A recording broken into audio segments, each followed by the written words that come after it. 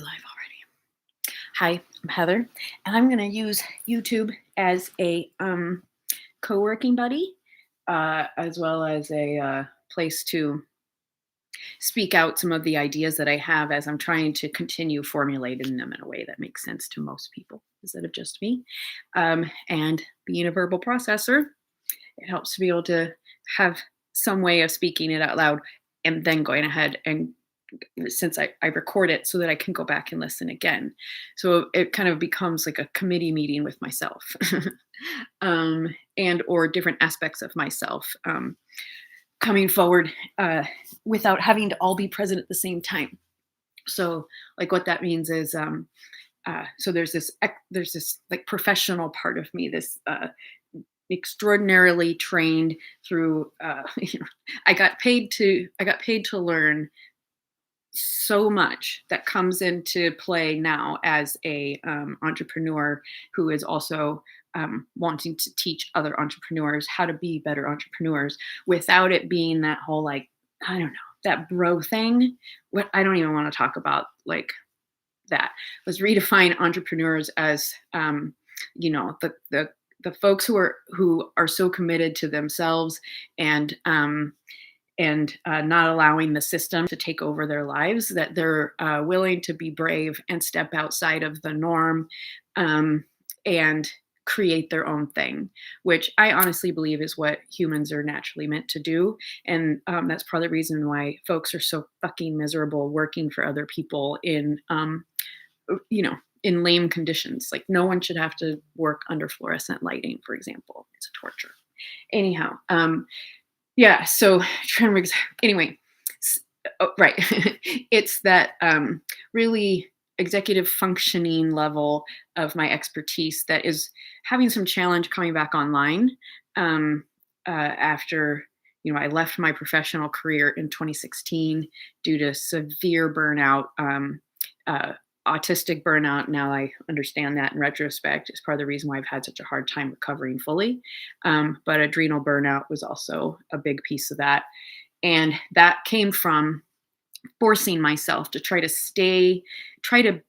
be within the system, do it right, follow the directions, all the while knowing that doing that was abandoning myself, trying to make myself fit into a box that was, I guess, worked for other people, but it sure didn't fucking work for me.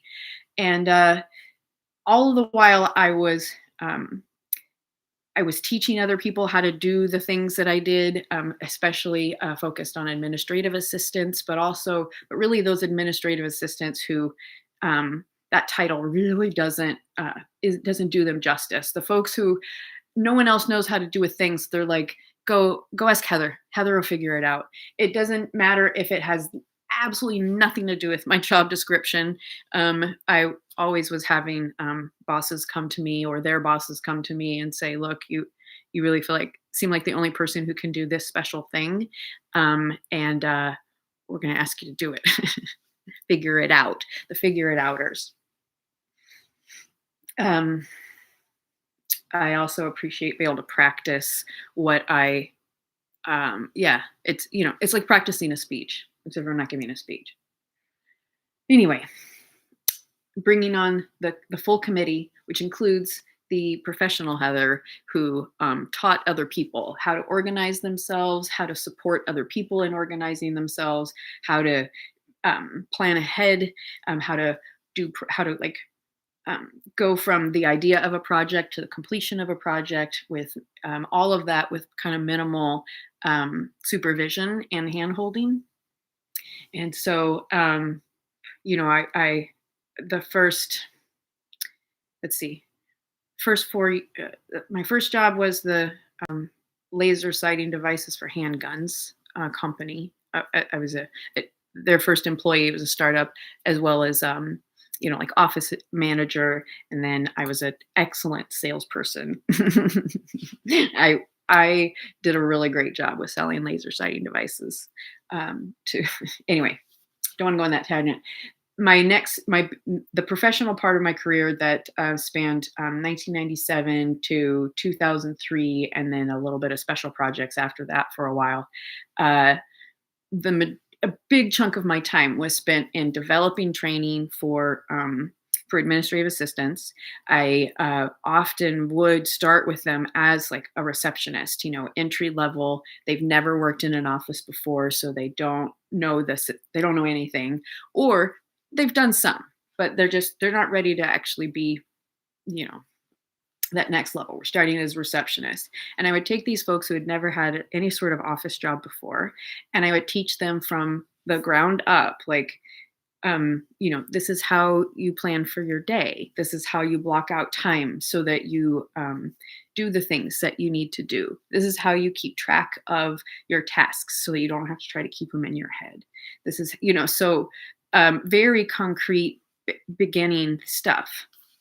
And what I, as well as like, well, I'll stay there. So what I've discovered, especially in the past, I don't know, probably 7 years since what it, yeah, in about the past 7 years, what I've discovered is there are a lot of folks out there who have never stepped into the system. They have never put themselves through the fucking grinder of I need a job. Um, I need to make money, so I'm willing to do just about anything I need to make that. There's always that sort of foundation under it, even if you don't really admit that that's what you're doing. But I'm going to let somebody else tell me what to do all day long, and I'm going to have to do projects that I'm not really interested in all day long. I'm willing to do that to trade for some cash and some security around benefits. I think it's all a fucking lie. It's a total sham.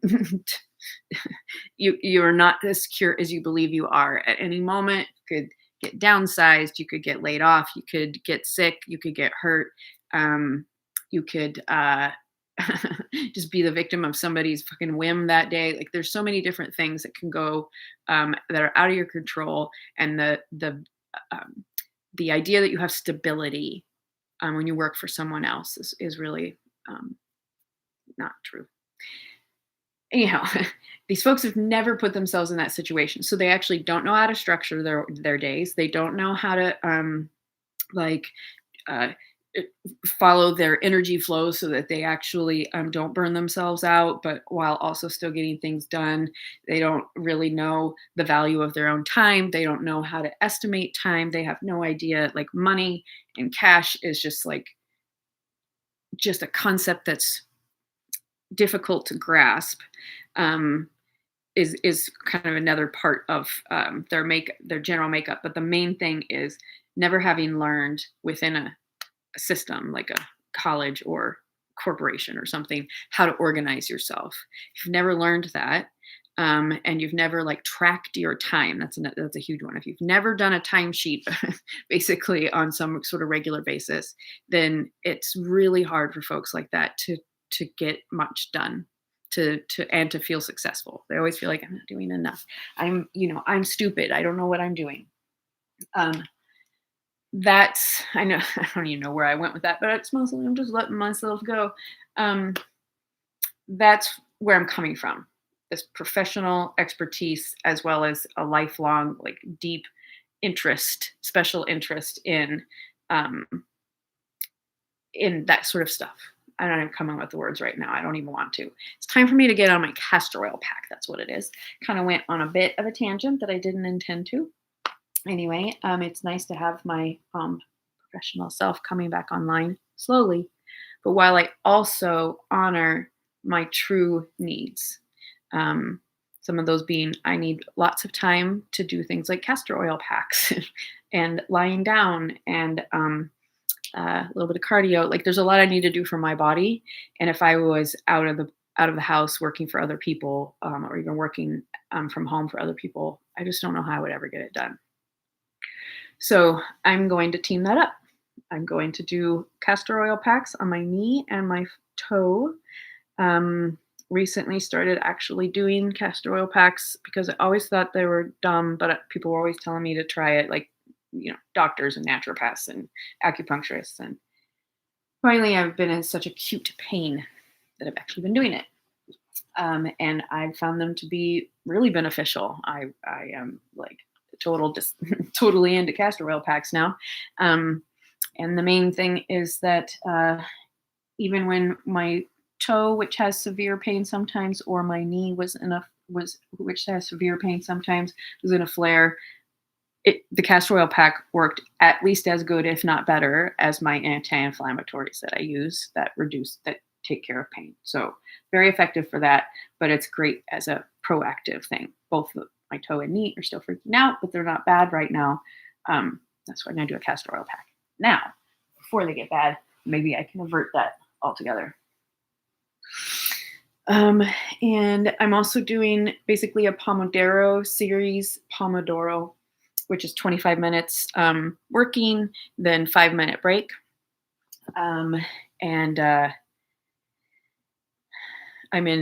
Looks like I'm about 15 minutes into my first work round.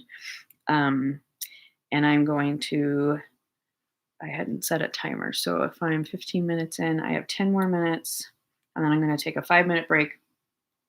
And so this next 10 minutes, the work that I'm going to do is put my castor oil packs on and get comfortable and drink some more water, maybe write some notes about what I want to, what my next step is. And so, yeah, so now I'm going to mute it and I'm going to do my own thing for a little bit. No, I'm going to take a short break and then I'm going to narrate the castor oil pack thing, but I need a break.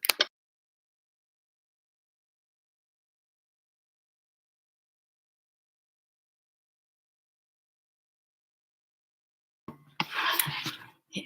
Once in a while, I just can't be, I can't let the recording be on me. Every once in a while, it just gets to be too much. Okay, so castor oil pack time. So what I have for castor oil pack is a hot pad. So I'm like, keep the heat in stuff. The fabric with the castor oil on it, I've already put more on. You put more on each time you're going to use it, and you keep it in the fridge in between. I guess there's some people who think you're not supposed to use it more than once, but I reuse it. I prefer that method because it's more cost effective. So I also have a towel because it's sticky and I guess it stains, and I don't want it to get on our makeshift couch thing here. So first I'm going to do, I forgot the plastic wrap. I need plastic wrap. Shoot. Right. Plastic wrap really helps keep it on. And I forgot that downstairs. So I'm going to go get it.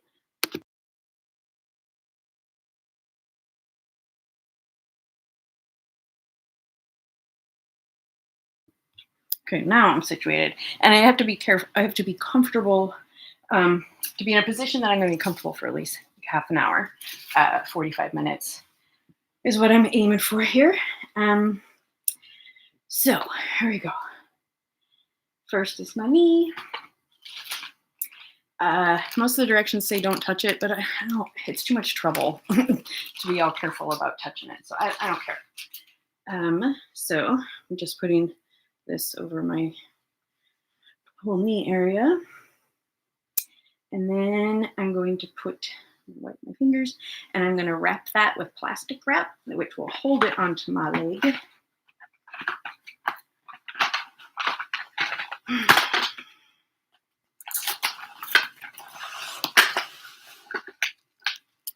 Let's go with that. Back in my day when I was a kid, we didn't have fancy little cutters like this on our plastic wrap. So we're lucky to have plastic wrap, first of all. But then it had those sharp little teeth on it, so you always had to be careful that you didn't scratch or rip your skin when you were getting the goddamn plastic wrap out because of those damn little teeth. Cut it off. Okay, then now I've got my knee wrapped up, and I'm putting this over it that helps keep heat in.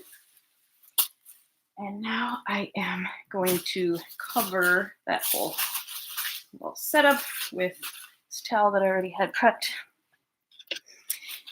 And now I'm going to add the hot pad on top of all that. And then I'll set up my toe. This is an extra hot pad that I got from a friend of mine. It's also moist heat, which I really like. Without water, I don't get that part. But anyway, the thing is though, it's like it gets so hot that you can't leave it on. So you have to literally hold this down. Okay, so I'm gonna get my knee warming up. Situate the switch under my leg. Take a little break. I'm gonna run up and down the stairs.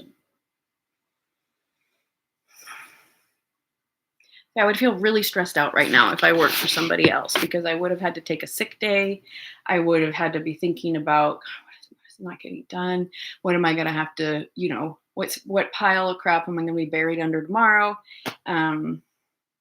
Yeah. And this sort of stuff, like you couldn't get it approved as sick time. Like I couldn't have called and said, look, I'm okay right this moment, but my body's having troubles today, and I feel like I really need to stay home and rest.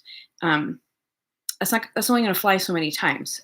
What happened for me is I did it because I needed to, but I also pushed myself really hard until my boss was like, maybe you need to go on part-time leave, or maybe that was my doctor's idea, my idea. I don't know, but that's what I did.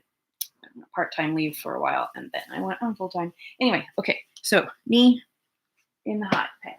Now I'm gonna do the foot.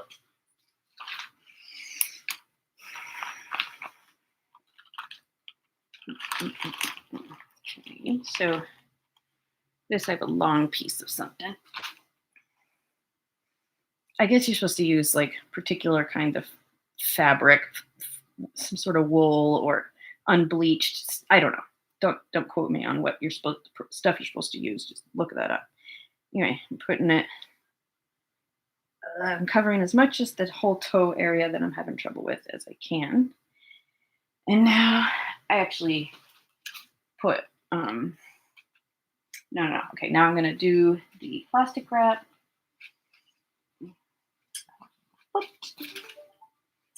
So that's my timer going off for my first pomodoro, but I got to finish what I'm doing, and then I will start my 5-minute break.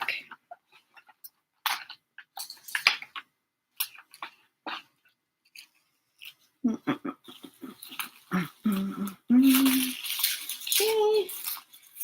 My toes all wrapped up, and now I'm gonna put the silver stuff on this one.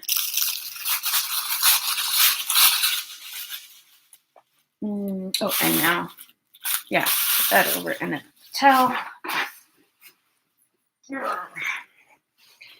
And luckily, this hot pad is big enough that I can have it on both my toe and my foot and my knee at the same time. All right.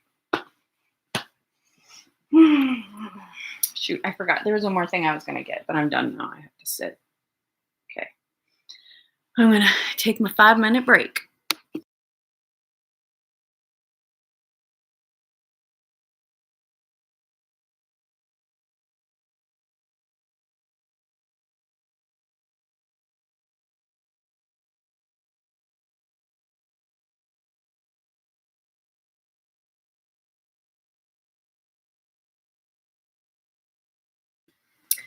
Okay, so what I did for that break is, I think it's called neurographic drawing.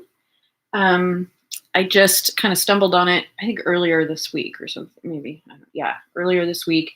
And it's actually a style of drawing that a good friend of mine has kind of always done. And I'm not sure if he knows that that's what he's doing. But anyway, I guess it's some sort of like kind of scientifically proven way to either just kind of let your brain go offline by just dropping into like a meditative drawing space, or it's a way to like create new neural pathways, actively create new neural pathways. Like, so I guess the first line that you draw is when you're supposed to be kind of like thinking about and feeling into what is it that you really want to release, that you want to shift or whatever. So it's kind of the habit you're trying to change, or adjust, whatever, into a more kind and loving and gentle practice for you. So anyhow, so you think about the thing that you want to shift, and then you just start. Um, well, this is like a this is one style. So kind of put a circle in here. Anyway, you look for like the sharp angles, and you kind of round them off, and then you just sort of make the lines a little thicker in some places or whatever. But it's mostly you just kind of let your mind go, be just super mindful, just in the moment. And if any thoughts come up, then maybe orient them towards what would feel like, what you imagine it feels like to inhabit um, the you that has released whatever it is that you're trying to release. So the you that you're trying to shift into, feel that while you're drawing, while you're coloring things in, and that activates some new neural pathways being created. So um, currently I like feel really shy and embarrassed about it because I feel like I'm not quite getting it. I feel like my drawings don't look anywhere near as good as anyone else's. I'm having that total comparisonitis. So I while I'm doing this sort of thing, I'm also having to be really compassionate with myself when the judgmental self-talk comes up and this is ugly, this is stupid, it doesn't look like it's supposed to, I'm whatever. So yeah, sometimes I'm able to let my mind go and just be mindful, and sometimes I have to talk my worried, scared little girl through it. Unfortunately, I forgot that Sharpies are stinky and they hurt my head. Okay, next. So setting my timer now for 25 minutes. And in this work block, I am going to I'm going to get to some computer stuff that I need. I'm not worrying about doing this video in any sort of particular order. And hopefully the next time block, my intention would be to go ahead and look at this my schedule, my calendar, talk about how I, would kind of teach somebody else to use it, first steps, that kind of thing. So I'll come back after 25-ish minutes. I'm just going to do some work.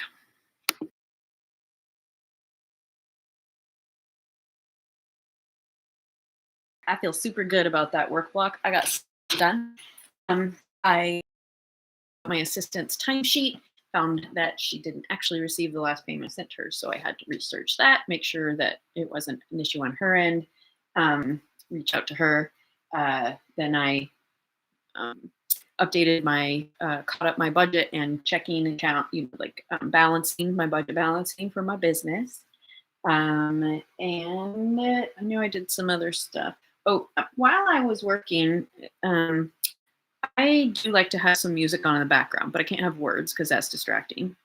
And so I've really been enjoying lo-fi, but I'm currently really particularly enjoying energetic, upbeat lo-fi is the what I searched, what the search terms are in Spotify.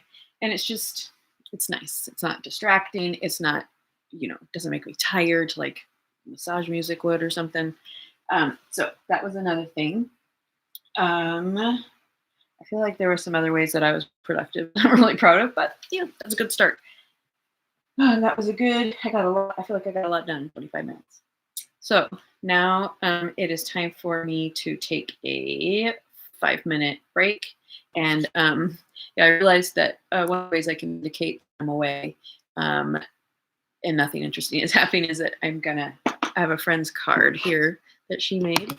And that is the indication that I'm away. Let's see.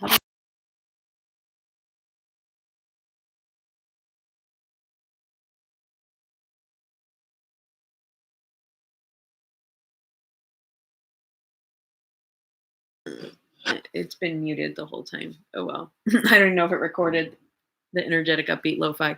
Anyway, this is how I'm going to indicate that I'm away. It's time for me to go take a 5-minute break. And so that's what I'm gonna do. Once I mute that.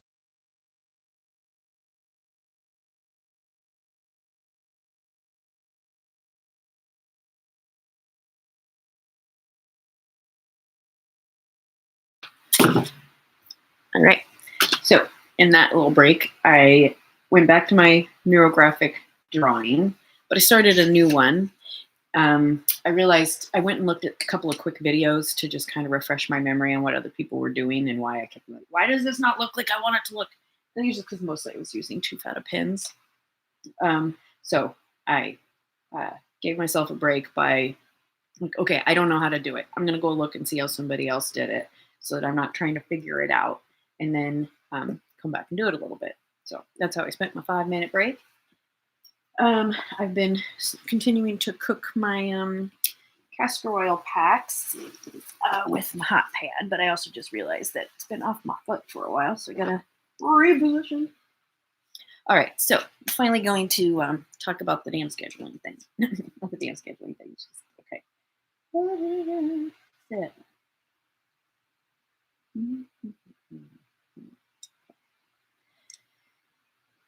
Well, the first piece, and it can be related, but it doesn't have to be. This could be one way to try to organize yourself so that you're working with a natural flow. In this case, it's astrological. You're working with it instead of trying to force yourself to do things in a intellectually designed structure instead. So you may know that every day has a different element, and I don't remember exactly like how this part works, so don't like where the elements come from necessarily, but it's astrology. And I am getting this from my it's called Moonsight Lunar Guided Planner. I've been working with these for a couple of years now. I have become an affiliate actually for this company too. But the main thing that I think is I think would be an excellent starting point, because it's the simplest, is choosing the tasks that you do based on the energy of the day. And the energy changes every 2.5 days. So that means that at the most you're going to go a week before you get that particular energy back. So say you want to get a whole bunch done, a whole bunch of little stuff done real quick. Like just kind of clear a to-do list with a bunch of like concrete things. That might be a fire day. Today is earth and air. And I was just refreshing my memory about tasks. Tasks are done for earth and air. Where did this go? I had it ready. Now I lost it.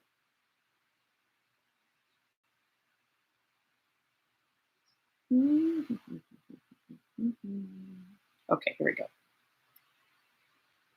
All right, so the decision tree to decide what to do in any particular elemental day. The question is, the first question to start is, does it involve creating, designing, starting, completing, or generating excitement around something? Or do you feel stuck and frustrated around it physically and energetically? So if the answer is yes, then that would be a day you would want to work on whatever that is on a fire day. If the answer is no, you ask yourself another question. Does it involve preliminary research, big picture thinking, clarifying function, messaging, or application, or little focus, like 20 minutes or less? If the answer is yes, then that is an air day. So actually disregard the example I gave of fire day earlier. That was inaccurate. It's actually an air day. So little focus is really what I'm utilizing today. Is I just got a whole bunch of little things done. So the answer was yes, I did air. If the answer was no, it does not involve preliminary research, big picture thinking, clarifying function, messaging, or application, or it needs more focus than 20 minutes, then next question. Does it involve numbers, deep thinking, systems, strategy, setting up structures, organization, or a lot of meaty info? If the answer is yes, then you do it on Earth Day, which I intuitively was doing Earth Day stuff, Earth Air stuff actually. Like it's very it's strategy, it's organization, it's setting up structures, while also being a lot of quick stuff. So that was intuitive. I didn't I forgot to even look at the energy of the day before I started. So I think that just kind of indicates like how accurate it can be. And so basically until I was more tuned in to my specific energetic flow, um, I wouldn't have been able to really uh, validate that these elements did work with my flow. But I think it would be easier. That was all very confusing. I think the easiest thing would be to have a decision tree, look at what the energy of the day is, and plan tasks based on that. And you can also plan out in advance because you know in advance what the energy is going to be. Anyway, back on track.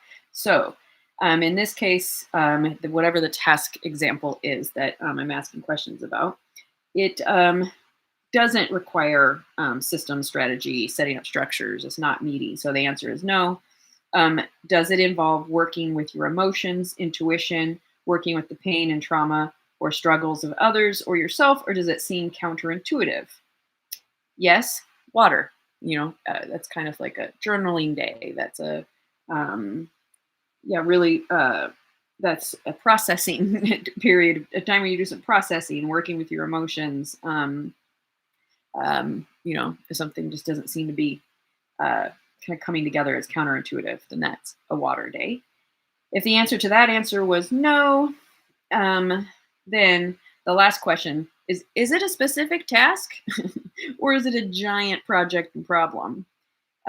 Because basically, if you've gotten through that whole tree and none of them seem to fit, then basically you haven't broken the task down into small enough pieces, or um, the thing you're thinking about doing.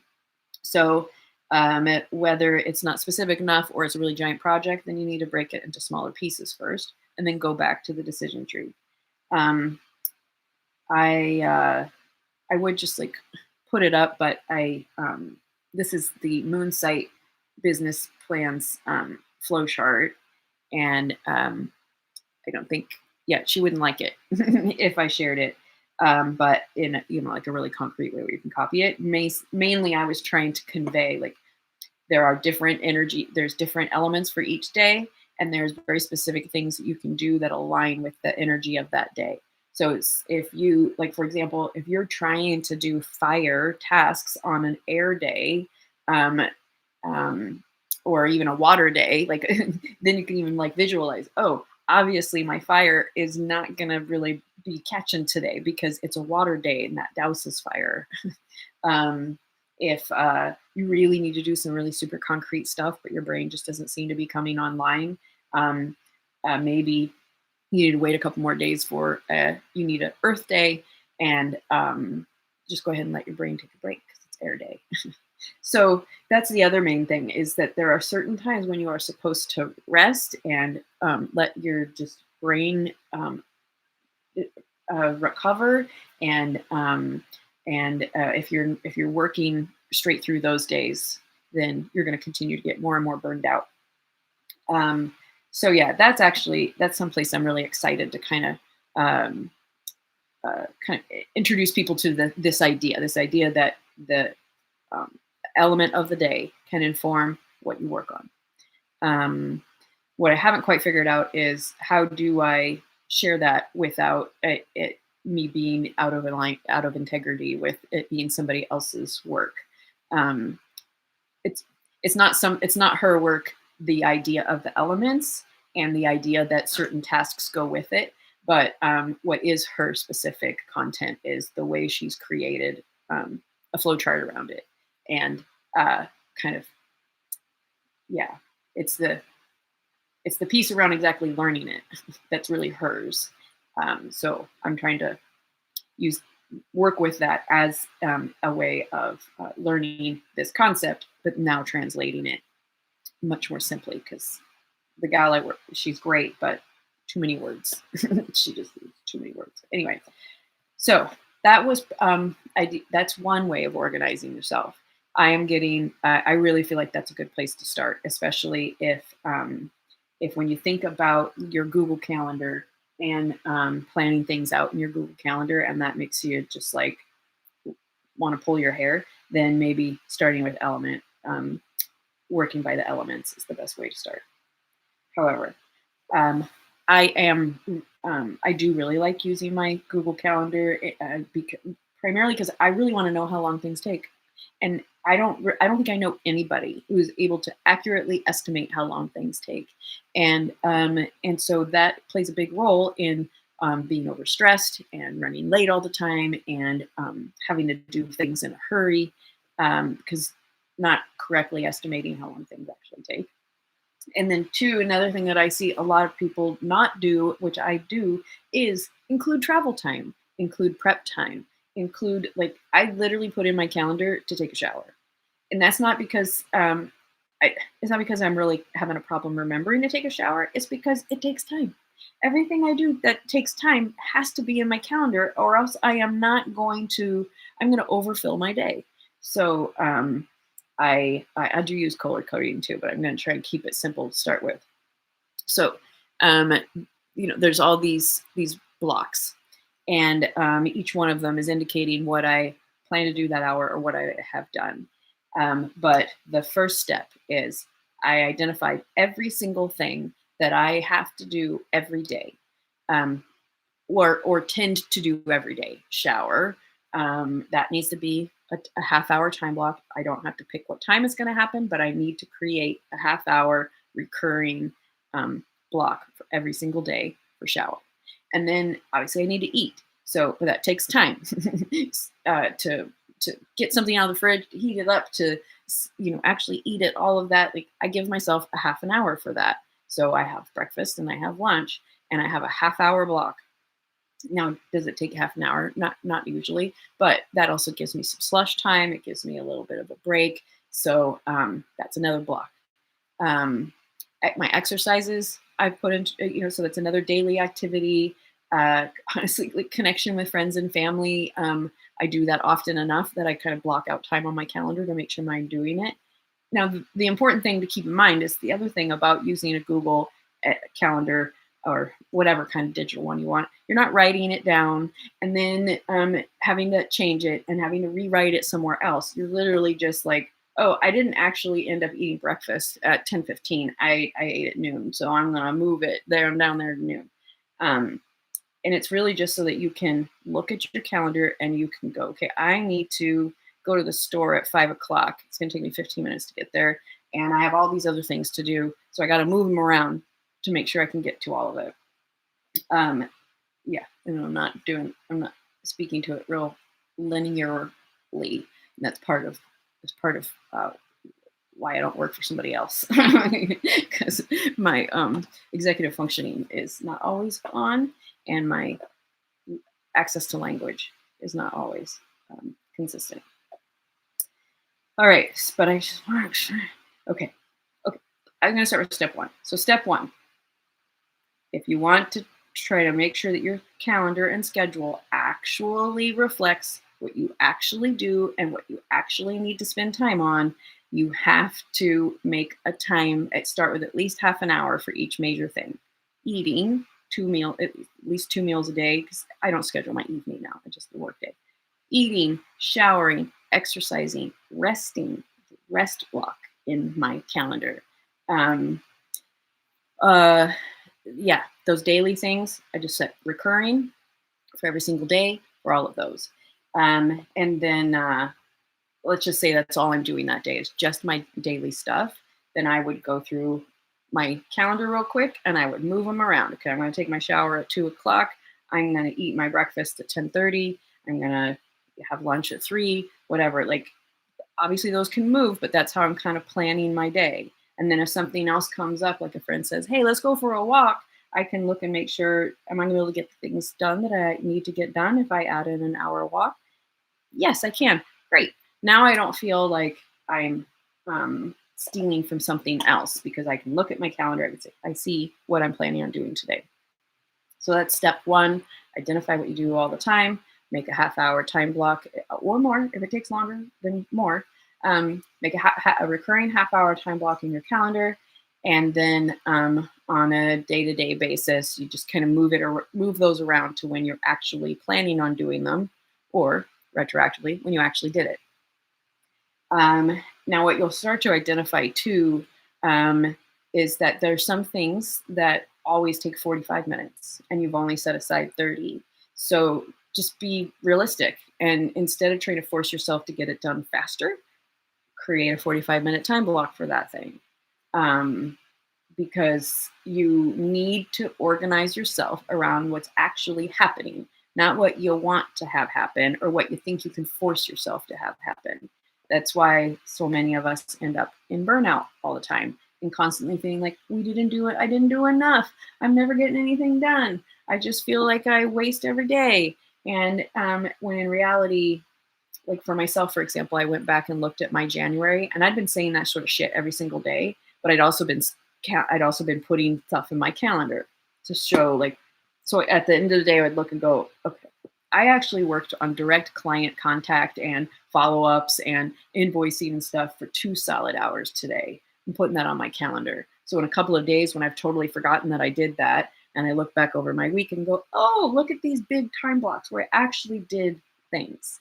I worked on YouTube for a couple of hours here. I had client calls here. I did, I went and did this Lyft driving. Like all of that is put in my calendar so that when I look back, I go, I do see how I spent my time.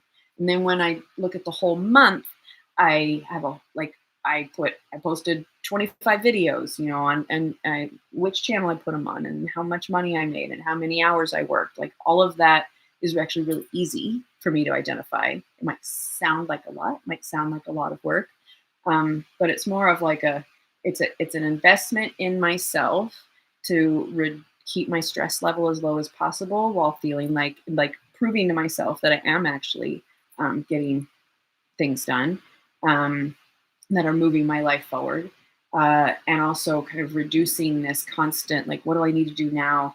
How am I supposed to be spending my time? Did I actually do anything? Like I'm just relieving myself of all of that thought. And so you can look at it this way.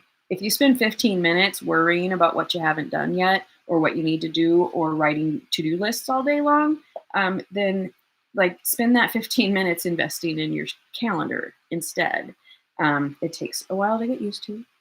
You got to practice. Nothing ever comes the first time around, especially if this is totally new. If you're like, I don't want to track my time. I don't want to have to do stuff in half an hour. Well, okay, is your life like the way you want it right now? Or do you want to change something so that maybe you can shift your life? So you do have to do something different in order to get different results. But if you're feeling all like it's too restrictive, well, it's really just discipline for a little while. Once you've got this into a routine and you kind of know how you spend your time and you really actually do know how long things take, then it reduces your stress a great deal. It's a good investment of time. Okay.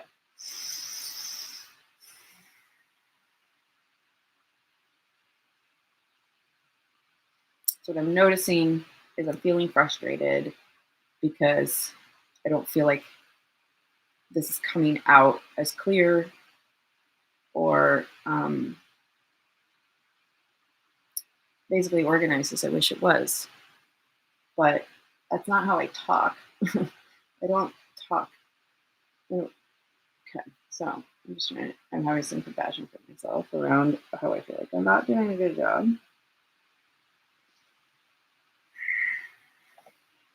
I'm not going to just push through it either.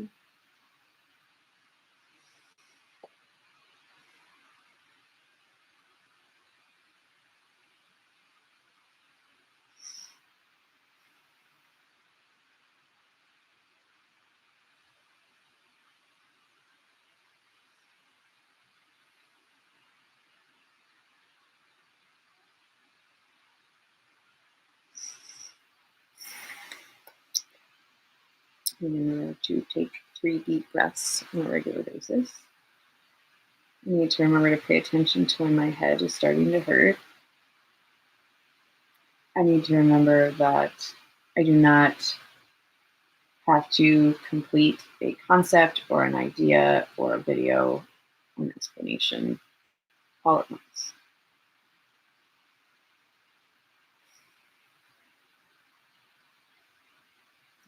It's not one meeting with somebody where I need to like get it all right. I need to say it all correctly. And then I got to fret about whether I did or didn't. Um, that's not what's happening here.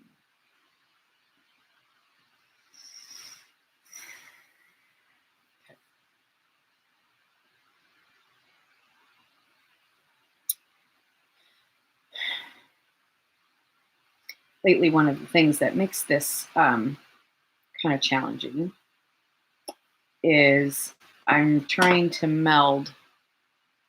I'm trying to meld what I've learned in my professional career, ways to be consistently make progress on projects, to um, be able to demonstrate and prove that you're getting stuff done.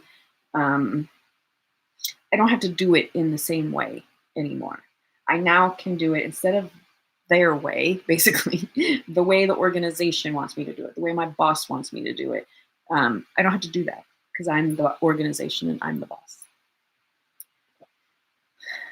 But what I keep finding myself doing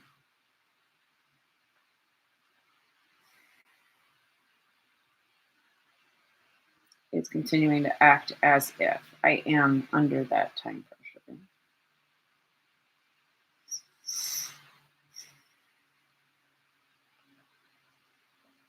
That I am under those expectations. And I also need to remember I no longer am in a position of like I am I'm literally training a person in front of me and I need to make sure I'm not wasting their time. I don't want to confuse them. I need to be organized and clear. That's also not what's happening right now and not required.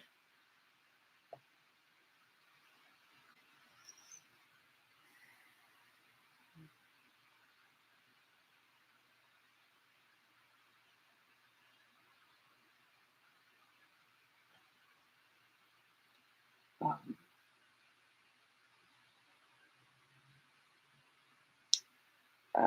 while I have always really tried to pay attention to how could I do XYZ simpler, more efficient, easier on me, how can I create more time and space for myself, even though those are things that I've been really trying to pay attention to and really prioritizing for multiple years now. um, I still push through when my autistic aspects, my divergent than everyone else's uh, perceptions and way of being. When that's coming up and I need a break, or I need to just shift gears, I can do that.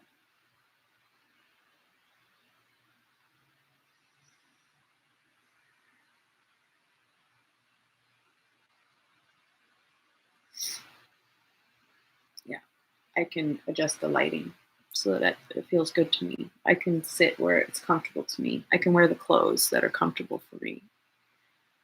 I can schedule my appointments and work and rest around what feels right for me. Um, okay, and so an illustration of that. Well, I'm trying to create a work and life schedule that works for me, um, without creating too much structure. That there's no flexibility, but also not so loosey goosey that I'm like, I'm just going with the flow. I can't make plans because I have to see how I feel. No, no, no. I'm not that big of a.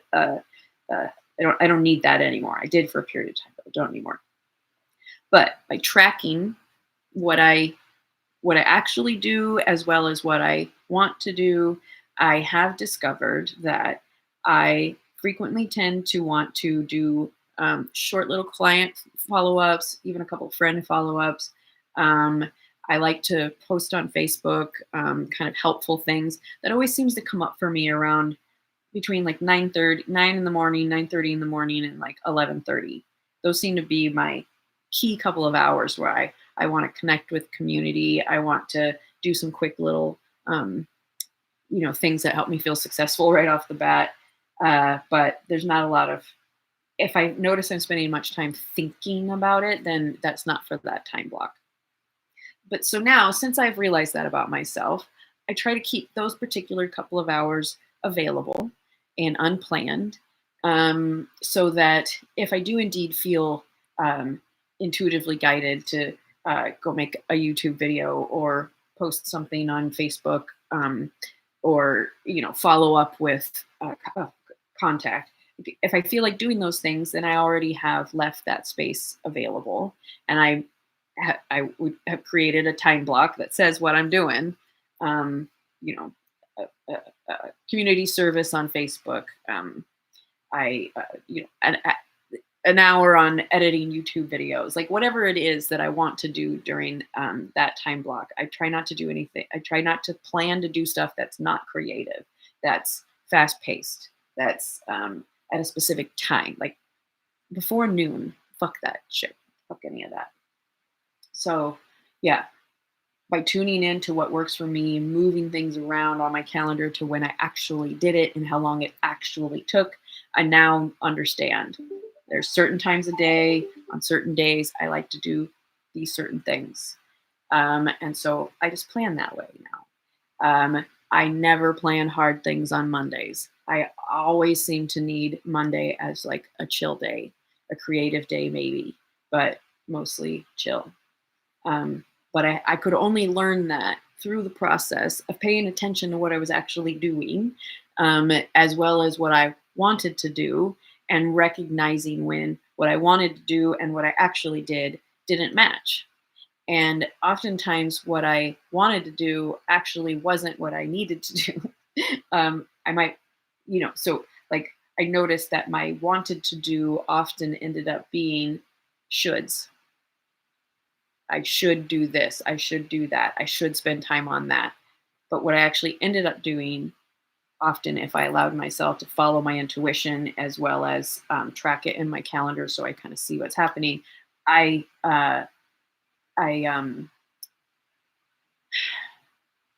shit. Now I lost the train of thought.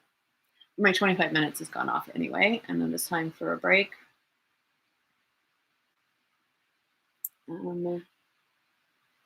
Yeah. I think what I'll do is I'll take a 5-minute break, and then I will come back and wrap up and turn this off. Even though I haven't done it for quite 2 hours yet, but I can tell I'm a 90-minuter. That's what it is. That's the other thing I've discovered. I realized as I started paying attention to when did I start to lose my thread all the time? When did my head start to hurt? When did I start to feel like closing my eyes a lot? If I'm with people or working on a project or anything, it's 90 minutes. Very consistently, 90 minutes. I now, if I'm going to be talking to a friend, I tell them I have a hard end at 90 minutes, but honestly, sooner than that is better. If I'm going to if I am going to work on something for a more extended period of time, I always make sure I take a long break at 90 minutes. If my partner and I are having a conversation, especially if it's like businessy or any sort of challenge, we stop at 90 minutes. So I would never have known that if I hadn't paid attention and tracked myself and paid attention to how long things actually took. So yeah. Okay. 5-minute break.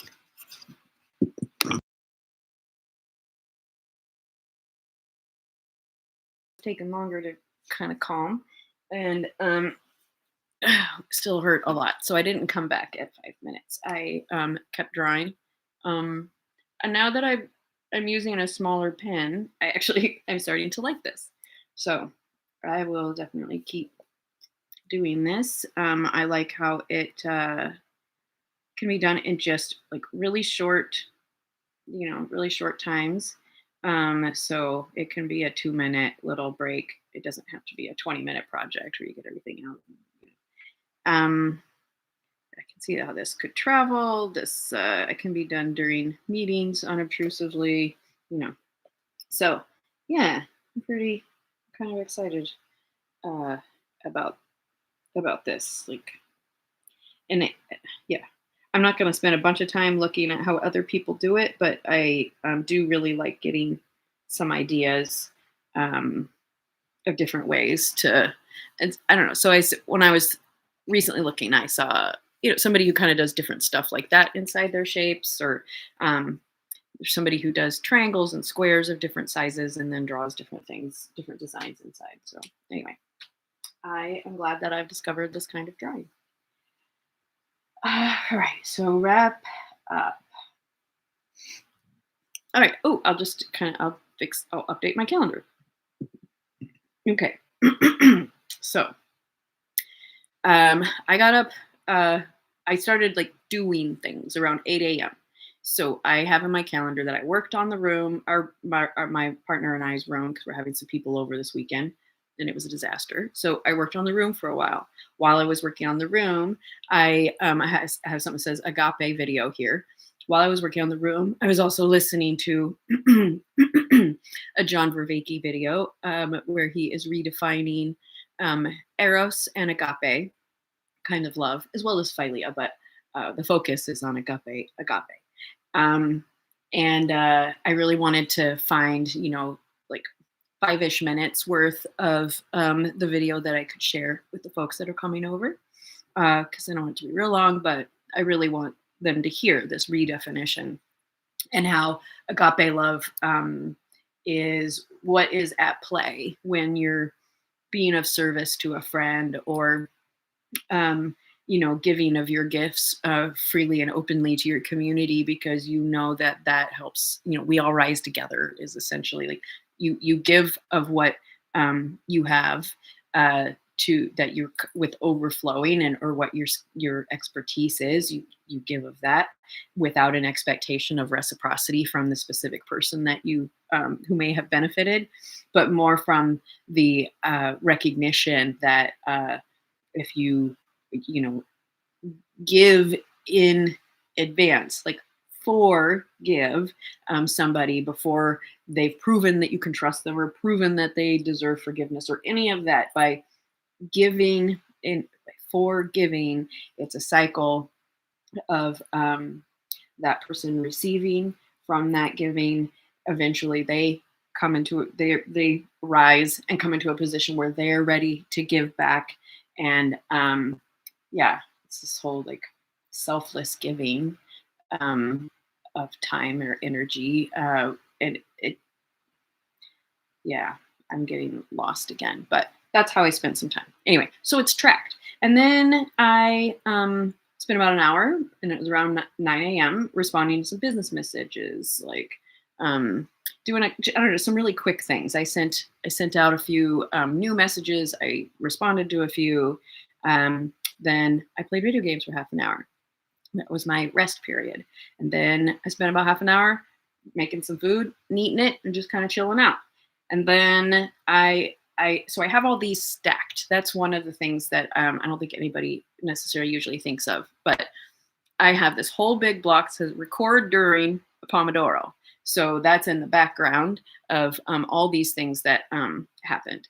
But I'm looking now, I say, okay, I set up my castor oil area to work. I, actually been doing the castor oil pack. So I did make a half-hour time block for that. It's not like it took half an hour in a row, but that's about how much time it took total for the setup and for, fussing with it. And now I'm gonna have to clean up. Soon. So like that takes half an hour. So I've blocked out half an hour.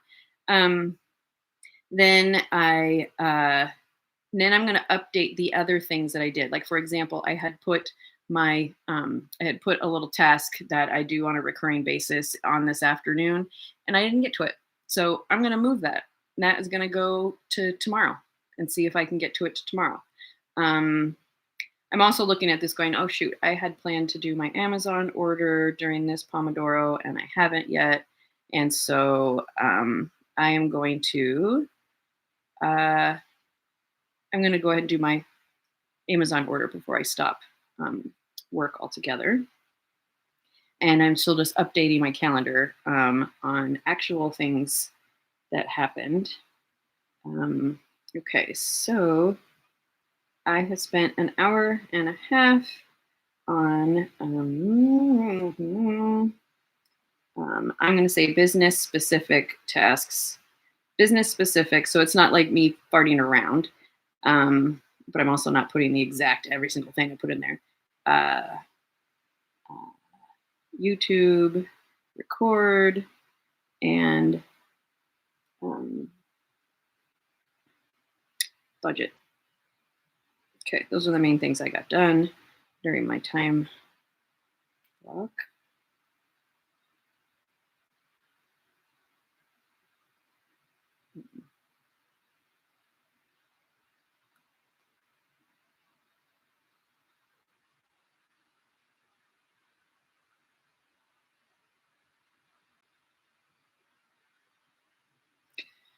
Okay. So I've updated that part of my calendar. I'm looking now at the head of the rest of my day and going, okay, so I haven't taken my shower yet. I'll do that pretty soon. As soon as I wrap this up, I'm gonna take a little break. Then I'm gonna take my shower.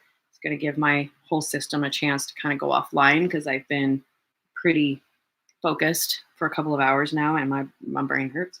I'm also putting in that I need to eat something else. I've only eaten once today so far, and it's 1:30. Oh, so I'm putting that a little bit later.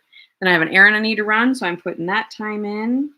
And I am seeing that couple of the things that I thought I was going to do today that I set aside an hour and a half for, because that's how much I would have really needed, I'm not going to get to them. And so I need to move those to the next day. But if I didn't, if I just instead went, oh shit, I planned to do these things for an hour and a half and I didn't do them, so I therefore didn't do enough, or I in some way failed. That's the part that's erroneous. I What I discovered in just today is I basically had planned for myself to do 3 hours worth of work in an hour and a half. So no wonder I would have felt time pressure. I would have felt ineffectiveness if I was like, shit, I didn't get all those things done. Well, I only had an hour and a half, so I couldn't get 3 hours worth of work done. And so now I've right sized my expectations a little bit too, and that's a challenging process, even for somebody like myself who I can honestly consider myself to be an expert in, based on the education that I've had through work, as well as my self study, as well as classes that I've taken, like and all of my practice. I consider myself to be an expert in organizing myself, simplifying that process for other, like I'm really good with working with Girl Scouts, for example, or entry level kind of business people. But yeah, if I can't even get it right, just based on, oh, I think it'll take an hour and a half, it's not fair for anyone else to expect themselves to estimate time accurately unless you have done something like this and you have consistently proven XYZ tasks always takes me about 30 minutes. Until you've really like proved that to yourself, don't don't go by your time estimates, because chances are you're wrong. Just accept it. Stop being mean to yourself if you estimate wrong. So yeah, I had planned on 3 hours worth of work. I only had an hour and a half to do it, and so now the other hour and a half kind of block that I of things I wanted to do is going to have to move. And what that'll do too is on my next work day, I'll look at it and go, okay, now I have to prioritize, because this thing that I've been meaning to do for more than a week has continued to move every day and I still haven't gotten to it. So now maybe something else needs to get pushed off or taken off. Sometimes I just have to take things off. It's good. I'm obviously not getting to that. I have pushed that task forward for 2 weeks straight and I haven't done it. So what does that mean? I don't know. It's different things. It could mean I shouldn't be doing that thing, period, and it needs to be delegated. It should mean I need to simplify it. It should mean I got to get rid of something else off my calendar so I can make time for that thing. Like, it's all information. Main thing is we got to stop beating ourselves up for not getting enough done when in fact we expected more out of ourselves than is reasonable. So, okay. So I guess that's my round one of trying to um, start formalizing these ideas and stuff so that I can break it down into quick, snappy, clear videos. So yeah, this is a very rough draft, obviously. And that's it. I'm ready to stop. I'm gonna go outside for a little bit. I'm gonna smoke some cannabis. I'm gonna figure out what I'm gonna do next. Oh yeah, that's right. I'm taking a shower. If I hadn't done this, I would full on come back and play video games. If I just left it up to whatever I ended up doing, I would not probably take a shower. I would forget to eat, and I wouldn't get really anything else done today, because I would keep thinking I have plenty of time, but I don't. So I'm gonna be a disciplined and productive adult, and I'm going to celebrate myself for getting 2 areas of castor oil pack done, some work, committee meeting with myself where I get to speak out loud some of my ideas around how to structure this training that I'm developing for schedules and organizing. So all of that is really good. Yeah, it's really good. I'm really proud of myself for that. Okay.